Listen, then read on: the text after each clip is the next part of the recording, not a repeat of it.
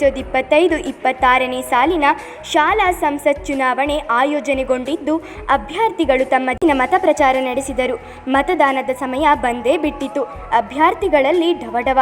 ಸುಸಜ್ಜಿತವಾಗಿ ರೂಪುಗೊಂಡ ಮತದಾನದ ಕೊಠಡಿಯಲ್ಲಿ ನಿಯಮಬದ್ಧವಾಗಿ ಗುಪ್ತ ಮತದಾನ ನಡೆಸಲಾಯಿತು.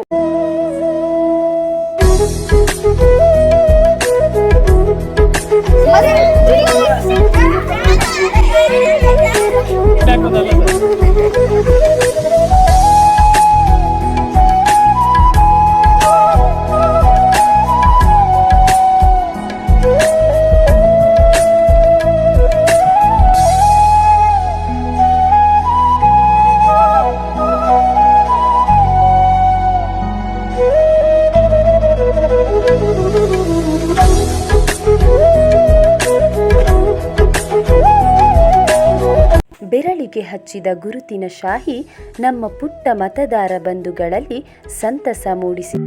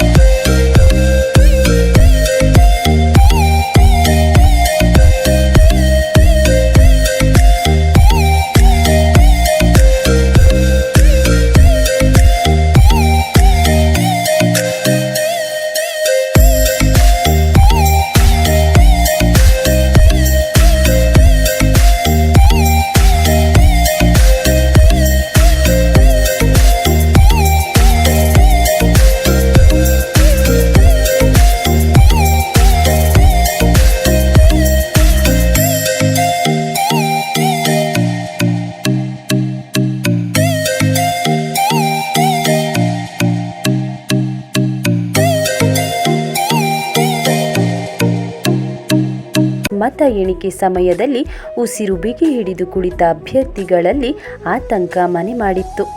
ಅಂತೂ ಇಂತೂ ಮತ ಎಣಿಕೆ ಕಾರ್ಯಕ್ರಮ ಸುಗಮವಾಗಿ ನಡೆಯಿತು.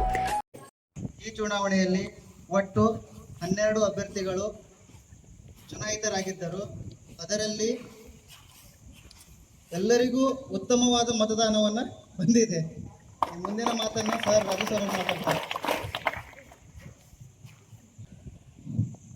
ಶಾಲೆಯ ಪರವಾಗಿ ಇಲೆಕ್ಷನ್ಗೆ ಶಾಲಾ ಸಂಸತ್ತಿಗೆ ನಿಂತಿರ್ತಕ್ಕಂಥ ಅಭ್ಯರ್ಥಿಗಳಾಗಿರ್ಬೋದು, ವಿದ್ಯಾರ್ಥಿಗಳು ವೋಟ್ ಹಾಕಿರ್ತಕ್ಕಂಥ ವಿದ್ಯಾರ್ಥಿಗಳು, ಶಾಲೆಯ ಎಲ್ಲ ಸಿಬ್ಬಂದಿ ವರ್ಗ, ಎಲ್ಲರೂ ಟೀಚರ್ಸ್ ಒಬ್ಬರಿಂತಿಲ್ಲ ಎಲ್ಲರೂ.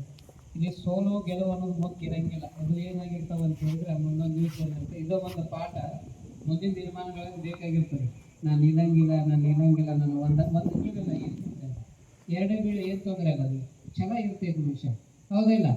ಇಲೆಕ್ಷನ್ ಹೇಗೆ ತಾನೇ ಆಯ್ತು, ರಿಸಲ್ಟ್ ಬಂತು, ಅದರಲ್ಲಿ ಭಾವನಾ ಪವಾರ್ 32, ಶಿವಾಜಿ ಕಾರ್ವಾರಿ 12, ಅನ್ನಪೂರ್ಣ 15, ಕಪೂರ್ ರಾಠೋಡ್ 1, ಭವ್ಯ ರಾಜೂರ್ 3, ಚೈತನ್ಯ ಪವಾರ್ 9, ಕವನ ಕಮಾರ್ 4, ಮದನ್ ನಗರ್ 4, ಶಿವಾಜಿ ಪವಾರ್ 5, ಕಿಶನ್ ಪವಾರ್ 5,